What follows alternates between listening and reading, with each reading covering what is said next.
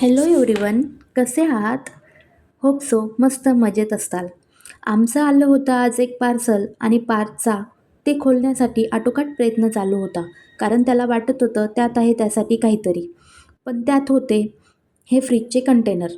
आता हे पार्सल मी का मागवले ते सांगतेच. त्या अगोदर मी ते धुवून सुकवायला ठेवलेत. आणि आता माझी ही भाकर बघा, गोल करत होते आणि अचानकच असा फुलाचा शेप तिने घेतला. मग मी तशीच भाजली, म्हणलं तुमच्यासोबत पण शेअर करावं. आणि पारच्या बाबांना तशीच वाढली.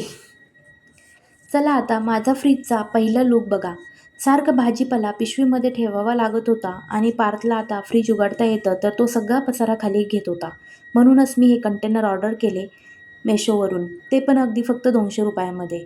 मी त्यात छोट्या साईजचे मागवलेत कारण ते मला सफिशियंट आहेत. तुम्हाला मोठ्या साईजचे हवे असेल तर तुम्ही मागवू शकता. मी डिस्क्रिप्शनमध्ये लिंक दिली आहे.